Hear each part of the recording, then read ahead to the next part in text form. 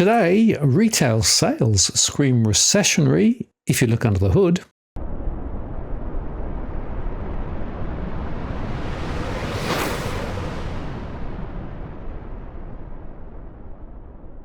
Hello again, it's Martin North from Digital Finance Analytics. Well, this post covering finance and property news. Well, we got the January 2024 retail data from the ABS today, and they reported that Australian retail turnover rose 1.1% season adjusted in January 2024. That follows a fall of 2.1% in December 23 and a rise of 1.5% in November 2023. Now, economists were divided on what to expect, with some looking for a 1.5% monthly rebound, while others, like Westpac, were expecting just a 0.3% rise. The National Retail Association said the latest figures reveal the uphill struggle retailers face in 2024 if consumer sentiment remains low and trade continues to slow, despite Australia's population boom. While data reveals that retail turnover has stalled, population growth and increasing costs of doing business show retail growth has actually fallen in real terms, they said. And the ABS said the rebound in January follows a sharp fall in December when consumers pulled back on spending after taking advantage of Black Friday sales in November. Retail turnover is now back to a similar level to September 2023. But as Westpac notes, the pattern reflects difficulties that the ABS is having adjusting for shifts in seasonal patterns associated with the increasingly popular Black Friday sales. Pinpointing these shifts is difficult and typically requires the accumulation of more months of observations.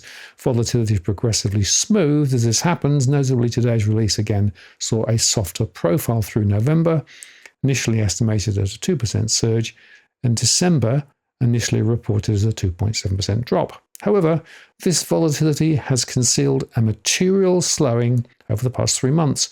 On a 3-month basis, nominal retail sales growth has slowed to just 0.5% across the quarter or 1.4% over the year, neither keeping pace with price inflation.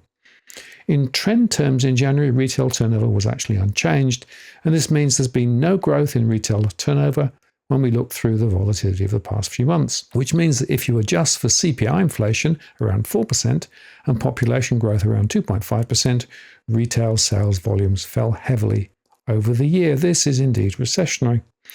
Now, the ABS points to spending patterns which have shifted because of changes in seasonality around Black Friday, as consumers took advantage of discounting in response to the cost of living pressures. I would suggest pressures on households continue as they confront rising costs and flat incomes, plus higher interest rates.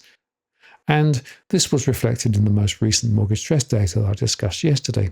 Now, it is worth noting that according to the OECD, retail household disposable income per capita, which is the leading indicator of material living standards, increased by only 16.1% since the first quarter of 2007, versus 21.8% growth across the OECD average, and it's been falling significantly more recently.